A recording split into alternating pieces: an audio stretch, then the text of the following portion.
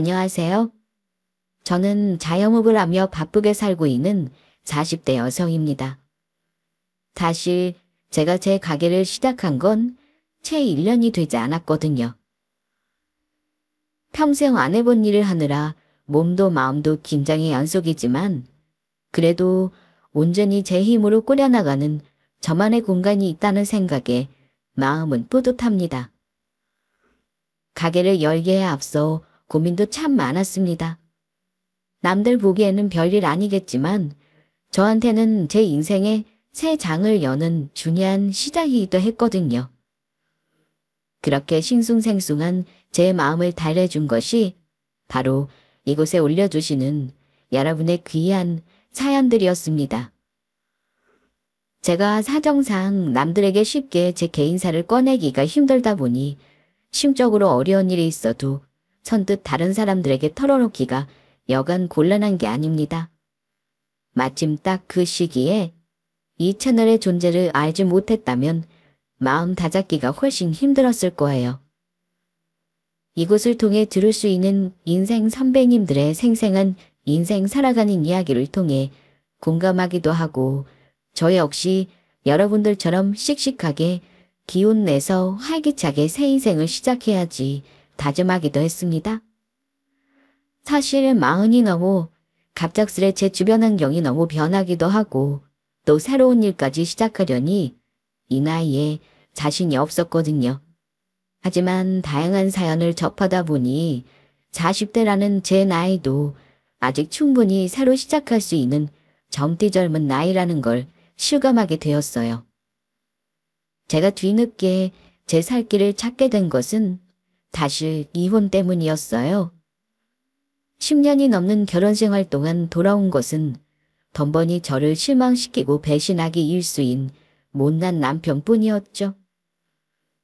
진작 싹이 노랗게 보였을 때 과감하게 잘라내고 제 살 길 찾았어야 했는데 돌이켜 생각해보면 저도 참 고지식한 사람이었네요.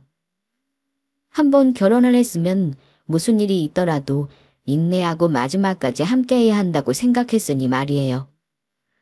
정작 저 남편이라는 놈은 단 한 번도 저를 자기 인생의 동등한 동반자로 여겨준 적이 없는데도 말이죠.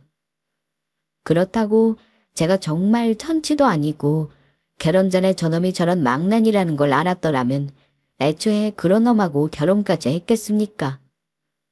결혼 전 연애할 때까지만 하더라도 세상에 나 같은 여자는 없다는 듯이 살살 녹도록 굴었던 게 바로 저 남편 놈이었습니다. 대학 졸업하자마자 바로 시작한 첫 회사 생활을 하는 동안 만난 남편은 처음부터 저를 마음에 두고 적극적으로 다가왔어요. 제가 이성을 대할 때 확실히 늦된 데가 있어서 20대 중반의 나이였음에도 불구하고 제대로 이성을 만나본 적이 없었습니다. 이래서 어른들이 사람도 많이 만나봐야 한다고 하시는가 봐요.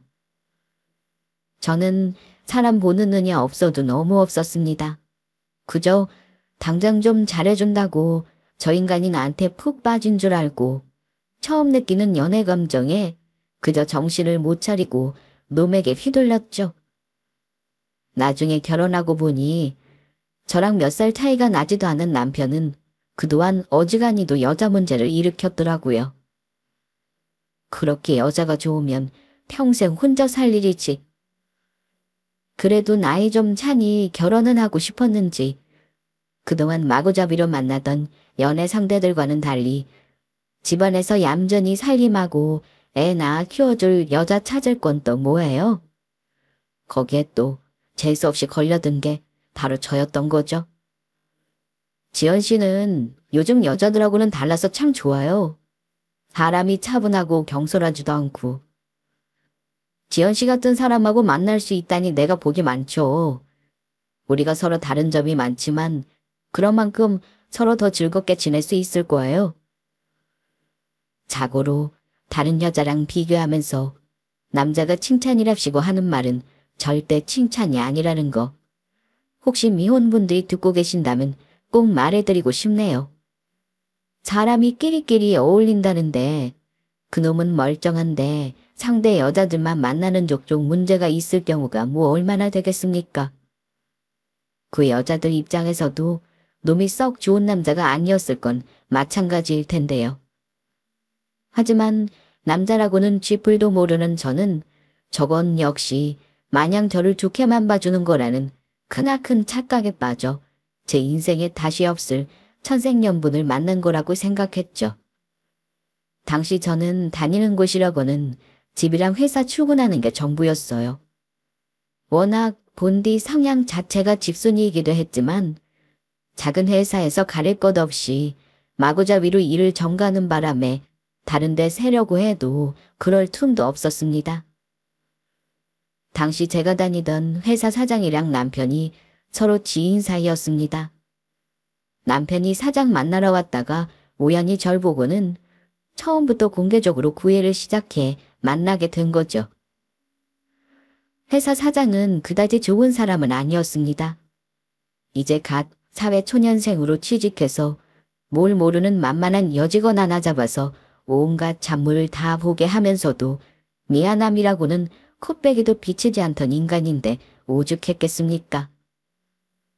좀 사는 집에서 운 좋게 태어났다는 거 하나만으로 회사 사장이 된 사업 수완이라고는 없는 놈이었습니다. 그런 놈 밑에서 몇 안 되는 직원들만 몸이 부서지도록 지독하게 갈리고 있었죠. 따지고 보면 친구랍시고 어울리는 놈들은 다 끼리끼리일 텐데 그런 회사 사장 지인이라는 남편한테 홀랑 넘어간 것 자체가 지난날의 제 어리석음을 증명하는 것 같아 속이 쓰리네요. 놈은 제가 하는 일 때문에 힘들어하는 걸 보고 자기 친구인 사장을 타박하며 제 편을 들어주기도 했는데 그때는 그게 그렇게 미안이 되더라고요. 물론 그러고도 제 사정이 나아진 건 아니었으니 애초에 남편이라 사장놈이나 짜고 치는 고스톱이었죠. 저만 놈들 손바닥 위에서 이리저리 휘둘리다 그만 코가 깨어 식장까지 들어가고 말았습니다. 아이고 임주임, 아니지? 이제 재수씨라고 해야 하나? 내 덕에 좋은 남자 잡아서 시집가는 거니까 평생 나한테 고마워해야 해. 내 친구라 소환이라 무석이 저놈이 임주임한테는 넘치는 상대라고. 마지막까지 할 말 못할 말 못 가리는 사장놈 주둥이를 한 대 쳐주고 싶었지만 어찌되었든 남편을 만나게 해준 건 맞으니 그냥 고개만 주걱거렸습니다. 결혼하면서 이제 제 손에 평생 물 묻히는 일 없을 거라고 큰 소리를 떵떵 친 남편 때문에 오영부영 회사를 관두게 되었습니다. 속으로는 저 지긋지긋한 사장놈 앞으로 상종을 말아야지 생각했죠. 물론 남편놈은 결혼 후에도 유부남이라는 자각이라고는 없이 흥청망청 놀러 다니느라 정신을 못 차렸으니 저 사장놈과 손절하는 일 같은 건 끝까지 일어나지 않았습니다. 결혼과 동시에 신혼집에 들어앉게 된 저는 거의 온종일 저 혼자서 보내는 시간이 많아졌습니다. 자기랑 결혼해주기만 하면 세상 남부러울 것 없게 해주겠다며 허세를 있는 대로 부리던 남편은 신혼여행에서 돌아오자마자 뭐가 그리 바쁜지 얼굴 한번 제대로 보기도 쉽지 않았어요. 당시 남편은 사업을 하고 있다고 했는데 제가 궁금해서 좀 물으려고 하면 금세 귀찮은 티를 했습니다. 지원 씨가 하던 일이랑은 달라서 설명해줘도 재미없을 거예요. 그치만 앞으로 장래가 유망하다는 것만큼은 내가 보장하지. 그러니까 지원 씨는 아무 걱정 말고 결혼 준비에만 신경 쓰면 돼요.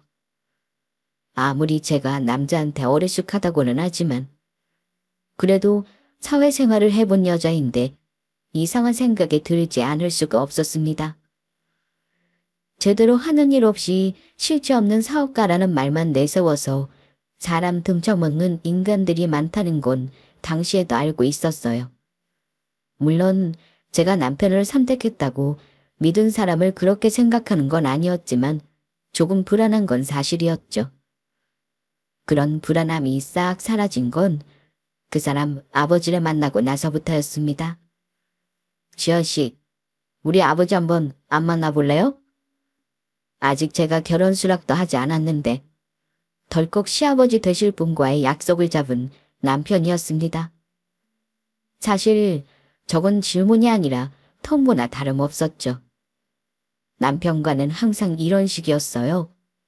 제 의견을 먼저 묻는 일 없이 항상 자기 독단적으로 행동하고 저한테는 결과만 통보하는 사람이었습니다.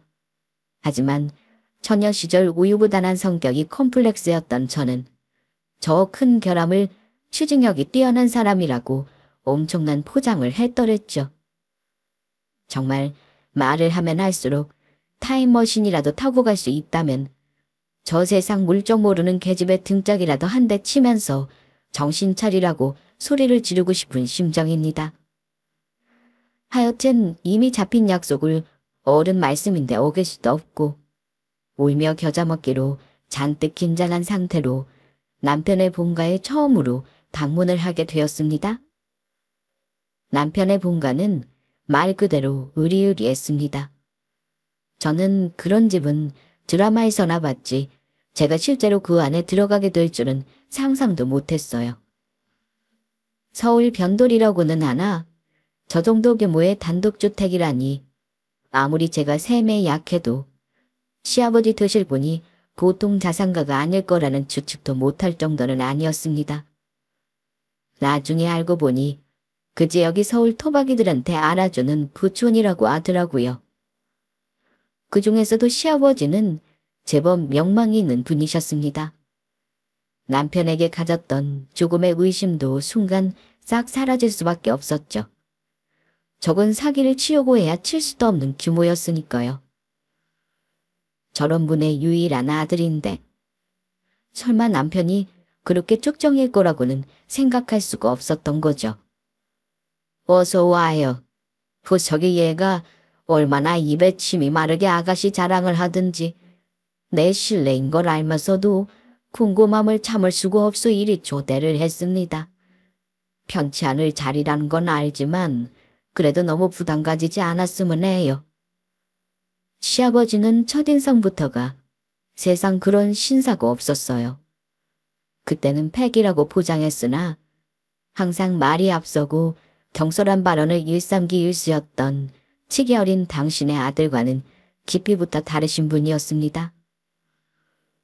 어디 영화에서나 나올 법한 말쑥한 노신사가 있다면 바로 제 시아버지 같은 분이 아닐까 싶을 정도였습니다. 저희 집은 솔직히 말하자면 좀 창피하지만 어머니나 아버지나 그렇게 자식이 내세울 만한 분들은 아니셨습니다. 경제적인 면도 그러했지만 아무렴 그래도 제가 부모님이 넉넉하지 않은 분이라고 창피한 분이라 생각했습니까? 두 분 모두 사회적인 체면이나 도덕심 같은 부분이 현저하게 떨어지는 분들이셨습니다. 그건 당신들 자식의 체면도 예외는 아니어서 자라는 동안 제가 상처받는 일이 부지기수였죠. 그저 돈이라면 다른 사람들과 척지거나 근처에 가기도 싫을 정도로 아기 다툼을 벌이는 일은 일상다반사였고 크고 작게 돈 문제를 일으키셔서 제가 아직 고등학교도 졸업하지 않은 나이에 아르바이트에서 번 돈을 다 갖다 바친 것도 한두 번이 아니었습니다. 그 와중에 2살 위의 오빠는 아들이라고 또 끔찍하게 여겨서 오빠한테는 뭘 해줘도 아깝지 않으면서도 저한테는 뭐 하나 더 들어갈까봐 손을 벌벌 떠는 사람들이었어요. 당연히 가족이라고 있는 저 3사람에게 일찍이 학을 뗀 저는 장학생으로 대학에 진학하면서부터는 거의 본가와는 절연 상태라고 봐도 무리가 아니었습니다. 그런 부모만 보다가 저리 기품이 넘치는 시아버지를 뵙게 되니 세상에 저런 부모도 있구나 싶은 마음이 드는 건 어쩔 수 없는 일이었죠. 사람 한 번 보고는 알 수 없다고는 하지만 처음 만나는 아들 여자친구에게도 저리 깍듯하신 분이라니 마음의 경계가 차츰 허물어졌습니다. 아니에요. 신경 많이 써주셔서 편하게 잘 먹고 있습니다. 제가 먼저 진작 찾아뵙고 인사드렸어야 하는데 먼저 말씀 꺼내주셔서 감사해요. 제가 성격이 조용하고 차분한 편이라 원래도 어른들께서 꽤 좋게 봐주시는 편이거든요. 나중에 알고 보니 남편은 평소에 단 한 번도 저 같은 유형의 사람과는 어울리지를 않았다고 하더군요. 왜 아니겠어요? 자기 재미 찾아서 노는 사람 따로, 밖에 나돌지 않고 집 지키게 만들 사람 따로 구한 야근 놈이 평소에 저 같은 사람하고 무슨 재미로 놀았겠습니까? 자기랑 비슷하게 질 안 좋은 사람들이랑만 어울리면서 어릴 적부터 크고 작은 사고를 지긋지긋하게도 친 아들놈이었으니 처음 여자를 데려온다고 했을 때도 사실 아버님께서는 별 기대가 없으셨더라고요. 그렇게 기대치가 바닥인 상태에서 데려온 여자가 저였으니 전혀 예상치 못했던 제 모습에 아버님께서 호감을 가지신 것도 무리는 아니었습니다. 거봐요 아버지. 지연씨 보시면 마음에 드실 거라고 했죠? 아들 보는 눈이 이렇다고요. 전에 없이 자신이 데려온 사람에게 호의적인 시아버지 모습에 남편이 의기양양하게 말했습니다. 꼭 그게 자기한테 하는 칭찬인 것처럼 말이죠. 이것도 나중에 알게 된 건데 사업한답시고 제대로 된 성과라고는 한 번을 내질 못하는 아들놈이 집안 재산만 끊임없이 축내자 시아버지께서 참다 더는 이대로는 못 참아준다며 그 사람을 내치려고 하셨더라고요. 그러자 부랴부랴 결혼 상대로 꼬신 저를 시아버지 앞에 들이민 거죠. 제 아버지도 마음에 들어 할 만한 여자를 신부로 들이게 생겼는데 설마 자기를 내치겠느냐 하는 남편의 영악한 계산이 들어간 행동이었던 겁니다. 한마디로 처음부터 끝까지 저를 자기 유리할 대로 써먹은 놈이었습니다. 저놈이 내 아들 놈이라지만 저놈 성격 맞춰주기가 쉽지가 않을 텐데 아가씨가 참해서 고생을 했겠어요. 웬만하면 자식한테 흠결이 있을지라도 일단은 팔이 안으로 굽을 텐데 처음 만나는 자리에서도 모자란 자식임을 굳이 숨기지도 않는 시아버지셨어요. 딱 보기에도 사회생활 얼마 안 한 것 같은 순진한 아가씨인데 당신 아들한테 그만 코가 끼었다는 걸 눈치채신 거였겠죠. 나중에 시집오고 한참 시간이 흐른 후에 그때의 이야기를 물었더니 시아버지께서 이렇게 말씀하셨습니다. 내가 아무리 그놈 애비라고는 해도 그놈이 어떻게 생겨먹은 놈인지 아는데 아무리 내 자식 장가 보내겠다고 남의 집 귀한 딸 날배랑 맞을 일을 어떻게 입 싹 씻고 그저 모른 척만 할 수 있었겠어. 나중에 그 죄를 다 어찌하려고. 그다지 귀한 딸로 자라지는 않았지만 그 와중에도 저를 안타깝고 가엾게 여기셨던 시아버지 마음 씀씀이에 마음이 씁쓸해졌습니다. 저리 좋으신 분이 어찌 그렇게 자식복이 없으신지. 그리고 시아버지만큼은 아니지만 저도 제 부모에게 그간 꽤 좋은 자식으로 지내려고 노력했던 것 같은데 어떻게 그런 부모를 만난 건지. 입장이 반대이기는 하지만 그래서인지 서로에게 더 동병상련의 감정을 느끼고 산 시아버지와 며느리지간이었죠. 제가 최종적으로 결혼을 결심한 데는 시아버지 영향도 적지 않았습니다. 친부모 하는 꼴이 그 모양이다 보니 제대로 된 집안 어른에 대한 롤모델이 없다시피 한 제 입장에서는 결혼하면 그런 분이 시댁 어른으로 든든한 버팀목이 되어주시리라는 게 큰 위안이 되었죠. 결정적이었던 건 그간 연락 끊고 살아왔던 친부모가 제가 있는 집에 시집가게 되었다는 소식을 어디서 주워 듣고 나타나서는 난동을 부렸던 때였습니다. 마지막으로 보았을 때 그동안 털어먹을 대로 털어먹은 딸 자식, 그나마 모아둔 쥐꼬리만한 돈까지 악기처럼 빼앗아 들고 가길래 이제 딸 자식 없는 셈 치라고 생전 좀 악을 썼기에 그걸로 부모 자식 간 인연은 끝이라고 생각했습니다. 제가 연락도 받지 않고 찾아오 본 척도 안 하고 가버리니 둘 다 약이 잔뜩 올라서는 곧장 시댁으로 쳐들어간 거예요. 너희 부모님이라고 웬 사람들이 찾아왔다는 시아버지 연락에 혼비백산해서 시댁으로 달려갔습니다. 남의 집 귀한 딸 데려가 놓고 이렇게 이 싹 씻는 건 아니지? 고안이 살 만큼 사는 집 구석인데 이렇게 사돈을 모른 척 해도 됩니까? 우리가 없는 형편에 애 이렇게 반듯하게 키워놓고 얼마나 고생을 했는데 그 덕은 시댁에서 썰랑 먹겠네. 둘 다 무슨 소리를 하는 거예요? 자랄 때 인간 같지도 않은 오빠 편만 들고 나는 그렇게 차별도 하고 못살게 굴었으면서 지금껏 내가 번 돈 강도처럼 뺏어간 걸로 부족해요? 편은 보지 말고 2년 끊치고 있으면 그걸로 끝이지. 도대체 나한테 왜 이래요? 이게 이 나중 은혜도 모르고 네가 이렇게 인간놀이도 안 하려고 드니 사돈댁에서도 우리를 이렇게 만만하게 보고 억신여기는 거야. 창피한 정도가 아니라 수치심에 그 자리에서 그만 죽어버리고 싶을 정도였습니다. 그때였어요. 시아버지께서 제가 전에 들어본 적이 없을 정도로 냉기에 흐르는 싸늘한 목소리로 말씀하셨습니다. 이 강영만이를 얼마나 우습게 봤으면 이런 비라미들이 감히 내 집에서 이런 소란을 피워? 저 자식 가슴에 대못을 박았으면 부끄러운 줄 알고 자식 앞날에 걸림돌 내지 않게 취직은 듯 살아도 모자랄 뻔해. 감히 내 앞에서 내 며느리를 일이 없이 여겨? 분에 넘치는 훌륭한 자식 얻었으면 귀히 여길 줄 알아야지. 내가 이 재산 일구면서 결코 만만하게 살아온 게 아닌데 당신들 같은 돈에 환장한 인간들 한돌 본 줄 알아. 다시는 내 며느리 앞에 나타나 괴롭힐 생각은 행여나 하지 않는 게 좋을 겁니다.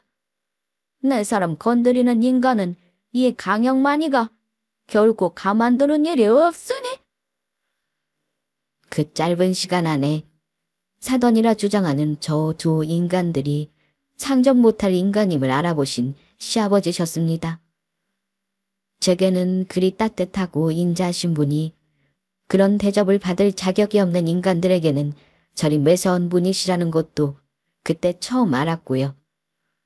무엇보다 제가 부모에게 그런 취급을 당하고 있을 때 제 편을 들어주는 사람이 있었던 건 생을 통틀어 그때가 처음이었습니다. 저한테는 찰거머리처럼 들러붙던 친부모가 그렇게 쪽도 못 써보고 쫓겨나는 꼴도 처음 보았죠.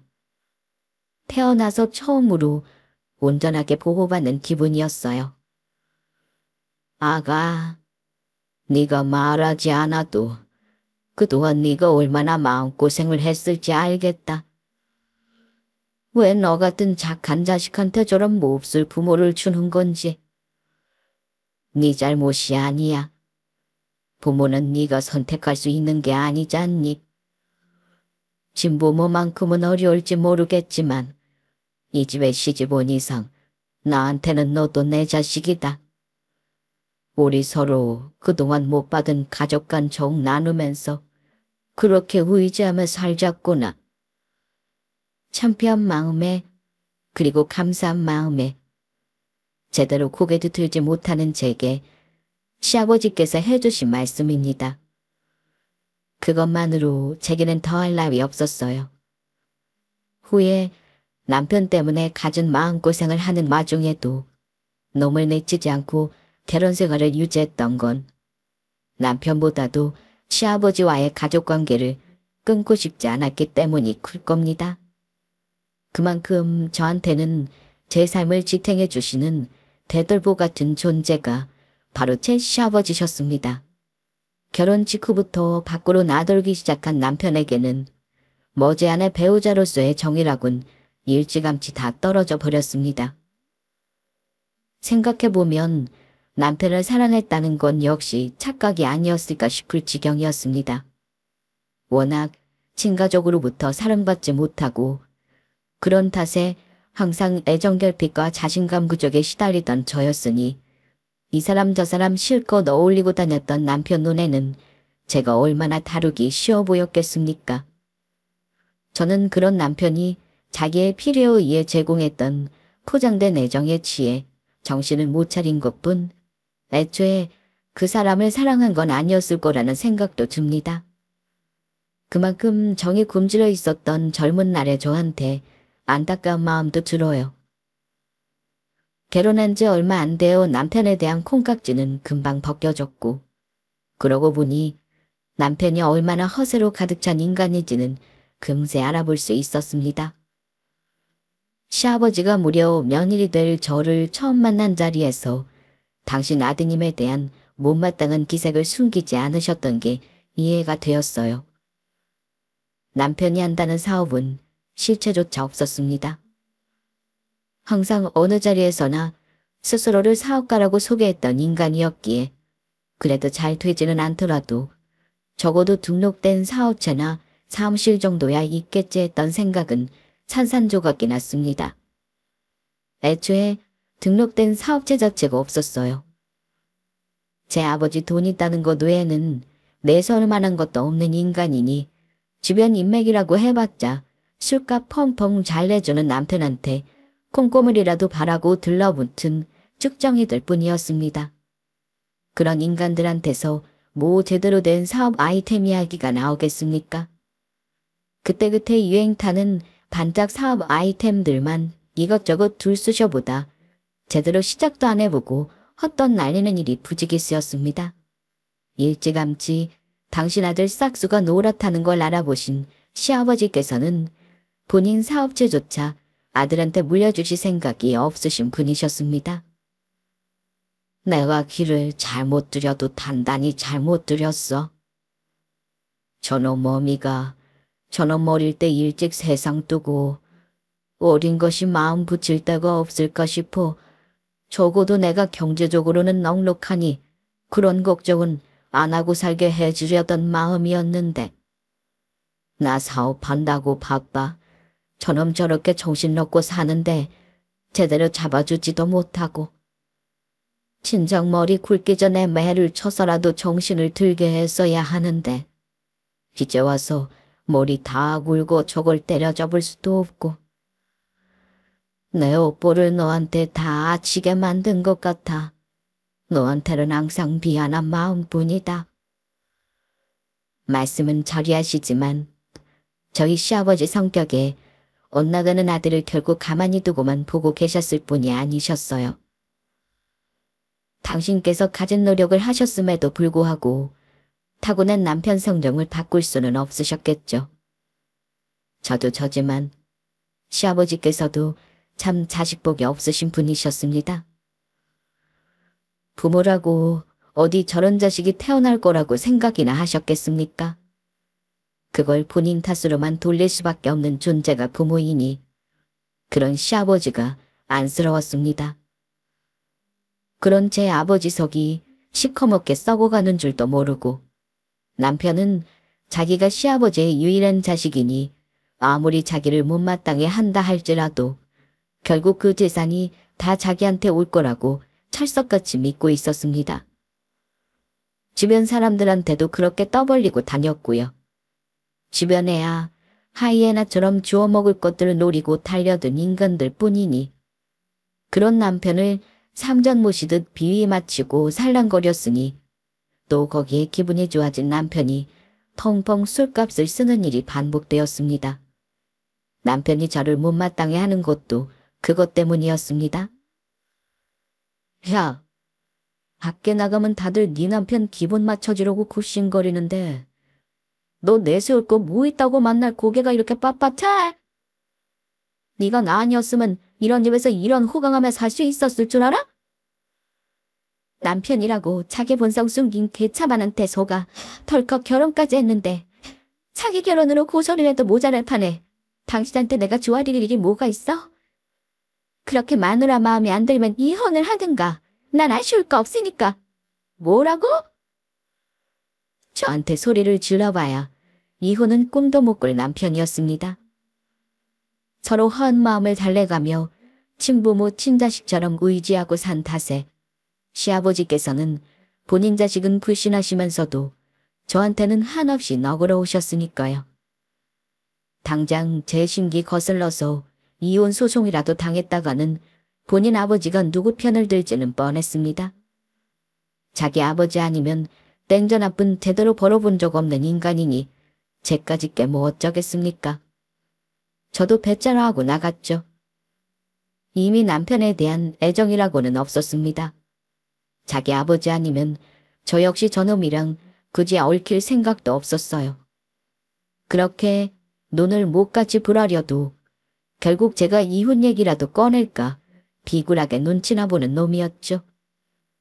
이런 집안에서의 제 위치는 시댁 친척들 사이에서도 이미 공공연했습니다. 친척분들도 대부분 유복한 환경에 자식들 또한 그에 걸맞게 많이 배운 전문직들이 대부분이었죠. 친척들 중 인덕이 높으셔서 가장 존경받는 위치에 계시면서도 정작 제 아버지를 조금 더 닮지 못한 제 남편 때문에 시아버지께서는 항상 친척들의 존경과 동정을 동시에 받으셔야 했어요. 당연히 자기들 기준에서 수준 떨어지는 인간인 남편 역시 한심하게 여겼죠. 그래도 제가 시집와서 헛산 건 아니었는지 친척 어르신들께서도 저는 제법 예뻐해 주셨습니다. 우속이 그놈이 제 문에 넘치는 아버지 둔 것도 모자라 이런 참한 아내까지 얻었으면 정신을 차릴 일이지. 어떻게 그 나이 먹도록 이렇게 집안 우환을 자초하는지. 내가 우리 조카 며느리 보면 참 기특하고 대견해. 친척들 몇 면을 들여다봐도 남편 같은 인간은 한 사람도 없었습니다. 도대체 어쩌다 이런 분들 사이에서 저런 돌연변이가 나왔나 기가 막힐 지경이었어요. 자기도 눈치는 있는지 친척들 모일 일이 있으면 꽁지가 빠지도록 도망가는 남편이었습니다. 돈 필요할 때를 제외하고는 자기 아버지도 뭐냐 하는 인간이었는데 친척은 오죽했겠어요. 그러고는 또 여느 때처럼 술이나 펑펑 마시고 다녔죠. 남편인 그야말로 수력 한장한 인간이었습니다. 알코올 중독이라 해도 무리가 없었을 겁니다. 술 먹고 돈 펑펑 쓰는 인간이 유흥이라고 안 했겠어요? 신혼 초부터 크고 작게 술 문제부터 여자 문제까지 제가 알고 넘어간 게 이 정도니 뒤에서는 얼마나 지저분하게 일을 벌이고 다닐지 모를 일이었죠. 놈에게 정이 떨어진 건 진작부터 그랬으니 부부 사이에 무슨 정이 있겠습니까? 저희 사이에 아이가 없었던 건 당연한 일이자 돌이켜보면 다행스럽기까지 한 일이었습니다. 그러고도 어찌저찌 10년이 넘는 세월을 살았네요. 어느덧 시아버지의 칠순이 가까워지고 있었습니다. 결혼하고 얼마 안 되어서 아버님 환갑 때는 요새 누가 환갑을 그리 요란하게 하냐며 한석고 거절하신 탓에 정말 조촐하게 보냈기에 이번 칠순만큼은 세상 남부럽지 않게 제대로 차려드리고 싶었습니다. 물론 정작 아버님 자식놈은 환갑 그냥 넘기자는 시아버지 말에 홀랑 좋다고 환갑 선물 하나 제대로 안 챙겨드렸지만요.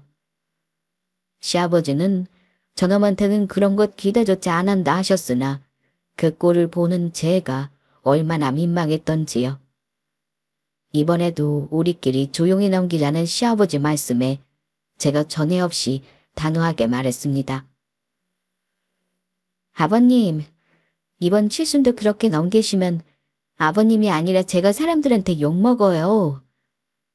며느리 불효자식이라고 온 세상에 손가락질 받게 하고 싶으시면 그렇게 하고요. 원래도 제 말이라면 다른 사람 대할 때와는 비교도 할 수 없을 정도로 모르신 분이시니 애초부터 제가 이긴 싸움이었죠. 그렇게 마지못해 제 제안을 수락하신 시아버지셨습니다. 처음에는 민망해 하시던 아버님께서도 제가 신이 나서 이것저것 정성스레 준비하며 활기찬 모습을 보이자 썩 기분이 좋아 보이셨어요. 저는 저대로 이번만큼은 정말 제 욕심껏 제대로 잔치를 준비해보자는 생각에 불타오르고 있었습니다. 일찍 시어머니를 여의시고도 아들 자식 하나 바라보며 재혼도 않으시고 쓸쓸하게 지내오신 분이셨습니다. 그렇게 당신의 전 생애를 쏟아붓다시피 하셨음에도 아버지께 고마운 줄 모르는 자식이었습니다. 당연히 자식한테 이런 챙김을 받아보신 적도 없으셨죠. 그 생각만 하면 가슴이 시큰해져서 눈시울이 붉어지곤 했습니다. 이번 칠순잔치만이라도 그날 하루만큼은 세상 모든 근심을 잊으시고 아버님께서 그저 행복하시기만 하셨으면 하는 바람을 안고 정성껏 잔치 준비를 했습니다. 드디어 대망의 칠순잔치 날. 이른 시간부터 시댁 본가를 찾아주신 이위가 친척들과 지인분들로 오랜만에 집안이 시끌벅적해졌습니다. 이날만큼은 마음에 걸리는 것이 없으셨으면 해서 일찍부터 평소 친분이 있던 이들을 엄선해 정말로 진심으로 축하해 주시고 함께 어울릴 수 있는 귀한 분들을 모셨어요. 사실 더 큰 연회장을 빌려 성대하게 잔치를 열어드리고 싶은 마음도 있었으나 아버님께서 이리 말씀하셨죠. 나는 네가 날 위해서 이렇게 애써서 준비한 것만으로도 분에 넘친다.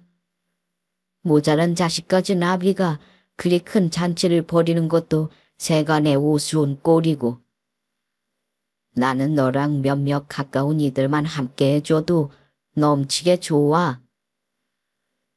아버님 뜻이 이러신데 너무 제 뜻만 앞세우는 것도 취지에 맞지 않으니 아버님께서 가장 편안해하시는 공간인 집에서 잔치를 벌이게 되었죠. 말이 집이지 워낙 넓은 앞마당이기에 사실 야외 연회장이나 다름없었습니다. 아버님 좋아하시는 꽃을 테마로 잡아 며칠을 정성껏 꾸민 앞마당이 제법 근사했습니다. 거기에 아버님이 좋아하시는 사람들만 환한 표정으로 자리를 채우고 있으니 아버님 표정도 더없이 밝았죠. 아가, 내가 네 덕에 이런 오사를 다 노린다. 너한테는 항상 모자란 자식밖에 면목이 없는데 이 늙은 시아비까지 챙긴다고 네가 정말 고생했어. 그런 말씀 마세요, 아버님. 저 이거 준비하면서 얼마나 신나했는지 보셨잖아요. 오늘은 다른 생각 마시고 그래 즐겁게만 보내세요. 정말 좋은 날이었어요.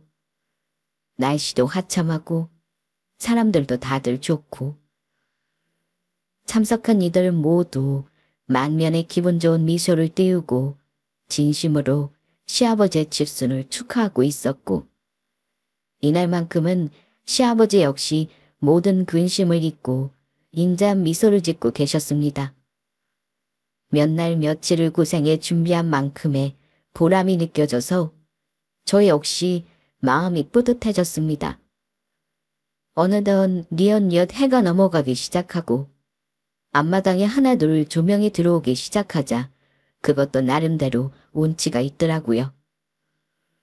친척과 지인분들이 제 곁을 지나가실 때마다 어쩜 이렇게 신경 써서 예쁘게 준비를 잘했느냐며 칭찬이 일색이셨습니다. 저 또한 마음이 흡족하지 않을 수가 없었죠.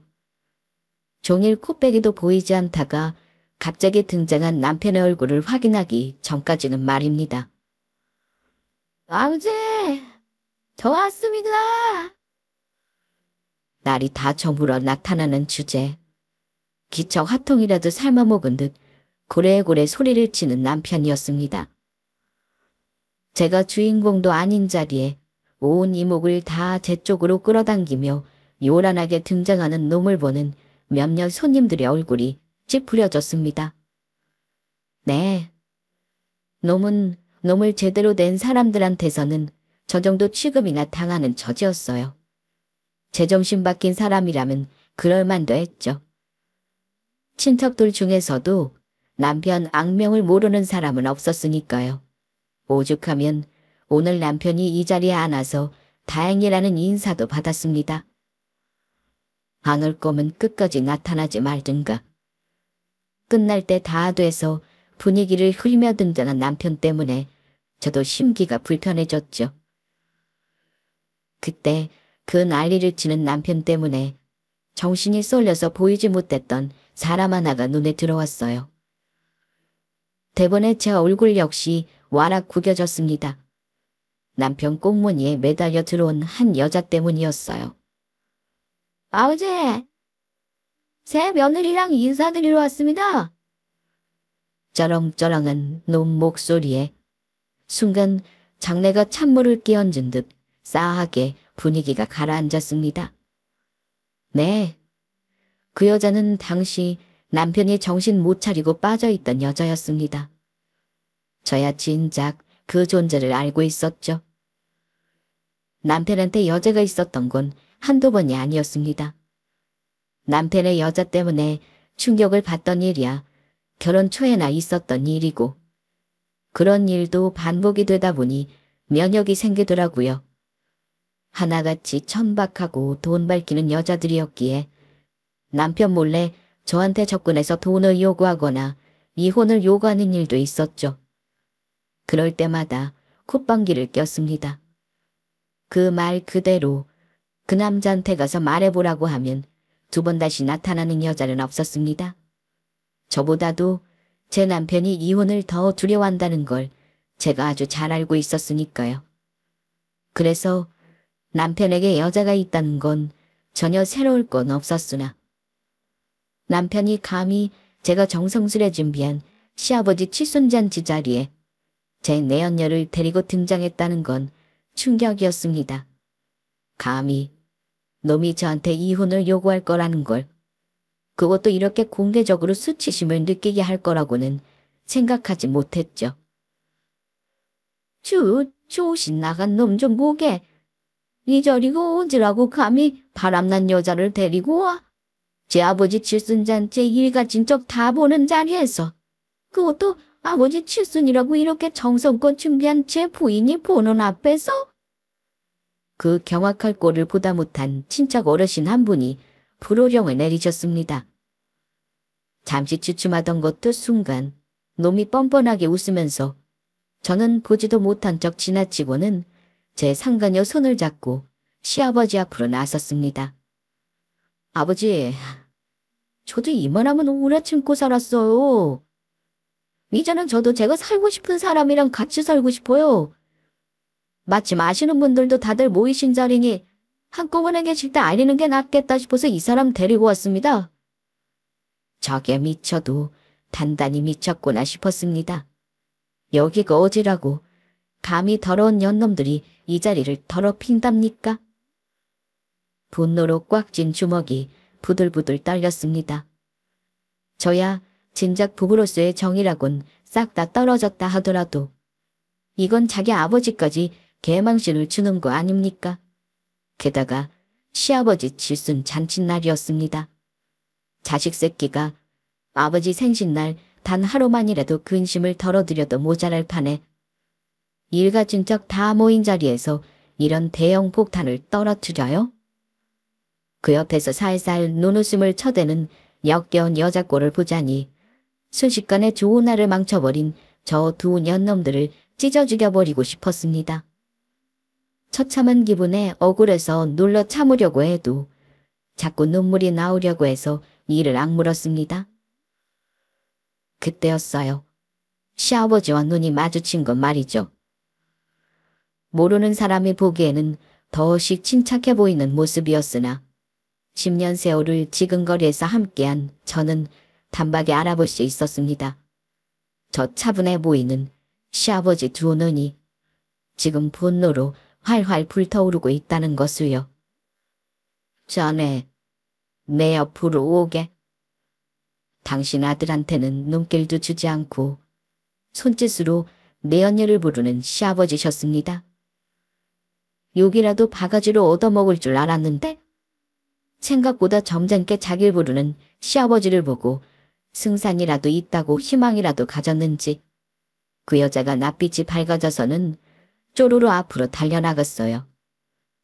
여자가 코앞까지 다가오자 시아버지께서 둘만 들릴 정도로 작은 목소리로 무어라 하시는 게 보였습니다. 장내 모든 사람들이 숨죽이고 그 광경을 바라보고 있었죠.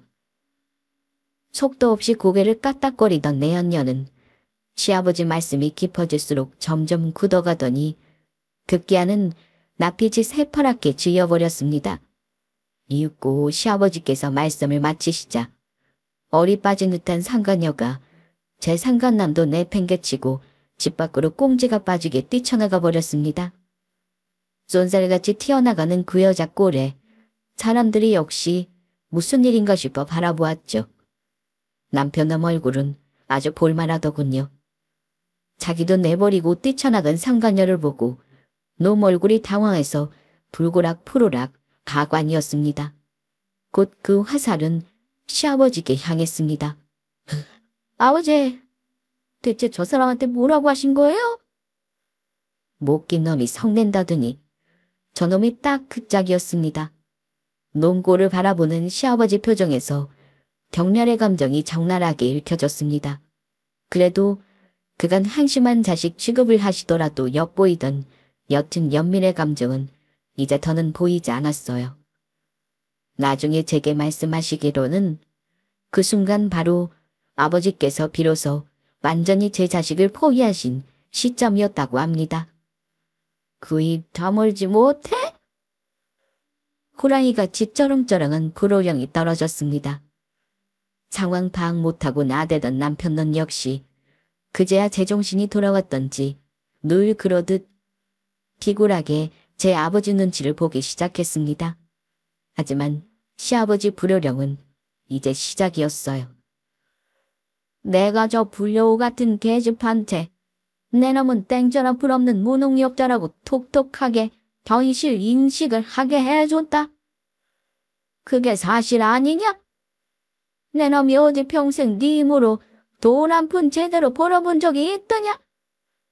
내 아들로 태어나지 않았으면 진작 빌어먹었을 놈이 감히 어느 자리라고 내 며느리가 열어준 내 잔치상을 감히 내까지 놈이 쥐어봐? 당장이라도 놈을 잡아 죽일 듯한 기세인 시아버지 호령에 놈이 바짝 쪼그라들었습니다. 주변 친척들의 싸늘한 비난의 시선은 덤이었죠. 이 자리에 전원편은 아무도 없었습니다. 아버지, 그게 아니라 저는 내 놈이 나 죽고 나면 내 재산 다 네 거라고 설치고 다니는 줄 내가 모르는 줄 알았더냐? 그 재산이 어떻게 네 놈 재산이야? 내가 내 인생을 걸고 잃은 내 재산이고 내 성취인데 내 놈같이 사람 노릇도 못하는 모자란 놈에게 줄성 싶으냐? 아버지, 아무리 화가 나셔도 그렇지 어떻게 그런 말씀을 하세요? 아버지 자식이 저 말고 또 누가 있다고? 내 놈은 이제 내 자식이 아니다. 자식 노릇이라곤 한 적 없는 내 놈, 나도 더는 필요 없다. 이제 나한테 자식은 지연이 저 아이뿐이야. 갑자기 튀어나온 제 이름에 자중의 시선이 제게 날아와 박혔습니다. 아무리 자식이라 할지라도 고명정대하신 분이고 도리를 아시는 분이니 저를 위해서라도 화를 내주실 거라고는 생각했지만 그렇다고 저런 말씀까지 하실 줄은 몰랐기에 저 역시 많이 놀랐습니다. 내 놈 싹수를 지인자 바라보고 이 원짝은 해저녁에 작성해 두었다. 거긴 내 놈 몫이 단 한 푼이라도 있을 성 싶으냐? 나 가고 나면 내 재산은 싹 다 지연이 몫이다. 내 놈은 감히 내 재산에 침 흘릴 생각하지 마라. 어디 재산뿐이냐? 오늘로 내 놈은 내 호적에서 제명이다. 자식 노릇은커녕 인간 노릇도 못하는 너 같은 놈. 더는 품고 살 마음 없다. 꼴도 보기 싫으니 당장 내 집에서 썩 나가. 아버지, 아버지 잘못했어요. 집주인이 나가라는데 어딜 뻗대고 있어? 좋은 날 망치지 말고 썩 꺼져. 얘가 친척이 모두 한마음으로 놈을 내쫓기 시작했습니다. 어쩜 저렇게 단 한 사람도 놈 편드는 사람이 없는지 그동안 개차반으로 산 업보를 돌려받는 거겠죠. 끌려나가는 와중에도 놈은 뻔뻔하게 저를 붙들고 무릎을 꿇었습니다. 여보, 제발 나 좀 봐줘. 내가 다 잘못했으니까. 당신 정말 이대로 당신 남편 쫓겨나놓고 보고만 있을 거야? 내 놈이 왜 내 남편이야? 아까 그 여자 남편 아니었어? 네가 먼저 이 결혼 끝내줬으니 나도 니놈 꼴 더는 안 보고 살 수 있겠구나. 곧 소장 보낼 테니 제때 사인회에서 보내. 그렇게 제 본가에서 놈이 개처럼 끌려나갔습니다. 이걸로 지긋지긋한 제 결혼 생활도 끝이었어요. 그동안 시아버지를 봐서 어거지로 이어진 결혼 생활이었습니다만 이런 난장판까지 겪은 마당에 더는 놈과 엮이고 싶지 않았습니다. 다만 이 좋은 날에 이 험한 꼴을 보신 시아버지 심정을 생각하니 가슴이 아팠습니다. 아가, 내 걱정은 마라. 내가 내 욕심에 너를 너무 오래 붙잡아둬서 너한테 이런 상처를 주게 되었구나. 내가 미안하다. 내가 미안해, 아가. 오히려 제게 사과를 하시는 시아버지 때문에 마음이 더욱 아파왔습니다. 애써 눈물을 꼭 참으며 저는 말했습니다. 아버님, 사과하지 마세요. 잘못을 비려할 놈도 저리 뻔뻔히 구는데 우리끼리 미안해하지 말아요. 저도 이혼해 나가는 못난 며느리지만 아버님께 사과드리지 않을 거예요. 저 사람이랑 끝낸다고 저 아버님 안 보고 살 생각 초도 없어요. 지금처럼 저 내킬 땐 언제든 이 집 와서 아버님 뵐 거예요. 아버님은 안 그러실 거예요? 고맙다, 지연아. 고맙다, 아가. 고마워. 그 말에 그저 고맙다는 말만 반복하시며 눈시울을 붉히는 시아버지셨습니다. 비록 피로 이어진 사이는 아닐지라도 이게 가족이 아니면 대체 무엇을 가족이라 부를 수 있을까요? 그렇게 저희는 서로가 서로의 유일한 가족임을 다시 한번 확인했습니다. 그 직후 저는 뒤도 돌아보지 않고 남편놈과 이혼했습니다. 물론 제 아버지한테 버림받고 그나마 남아있던 재산까지 저한테 싹 뺏기게 되었으니 놈이 정신나간 놈처럼 제게 엎드려 빌었으나 돈 때문에 저를 붙드는 걸 뻔히 알면서 넘어갈 만큼 저도 더 이상 예전의 순진한 제가 아니었죠. 너같이 더러운 놈, 네 아버지 때문에 봐준 줄 모르고 감히 그 귀한 자리에서 나한테 그런 모욕을 줘. 내가 너희 년놈을 가만둘 줄 알아? 워낙 그간 한두 번 불륜한 것도 아니고 크고 작은 경범죄도 많이 저질러 전적으로 제게 유리한 이혼이었습니다. 거기다 제 아버지한테 의절당한 소문은 빨리도 퍼져서 그 많던 달라붙던 인간들도 순식간에 싹 떨어져 나갔습니다. 상간녀도 예외는 아니었죠. 그들의 파경은 알 바 아닌 저는 상간녀 소송까지 걸어 그 정신나간 여자 버릇 역시 단단히 고쳐줬습니다. 기대도 하지 않았지만 이혼 후임에도 시아버지께서 상당한 재산을 챙겨주셨어요. 한사코 손을 휘저는 제게 시아버지께서 말씀하셨습니다. 네가 먼저 이혼해 나가고도 나랑 보고 살 거라고 해놓고 내가 내 자식 재산 챙겨주겠다는 걸 막을 셈은 아니겠지? 이제 우리가 비록 법적인 가족은 아니라 해도 그날 내 말은 거짓 하나 없는 진심이었다. 넌 내 하나 남은 자식이야.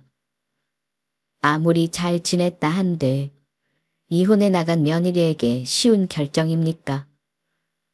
진심으로 저를 위해 주시는 시아버지 말씀에 그간 결혼 생활로 한 마음고생이 모두 보상받는 기분이었어요. 그렇게 아버님과 저는 여전히 왕래를 주고받으며 돈독하게 지내고 있습니다. 이제 막 제 가게를 시작하는 제게 사업가로서의 조언도 아끼지 않으시는 든든한 버팀목이십니다. 친부모에게도 받지 못한 사랑을 주시는 감사한 그분께 저도 최선을 다할 생각이에요. 비록 개차반 같은 남편 덕에 험한 꼴 다 보며 이혼했으나 시아버지라는 제 인생 최고의 귀인을 만날 수 있어 다행이라고 생각합니다. 제 인생 사는 이야기는 여기까지예요. 끝까지 들어주셔서 감사합니다.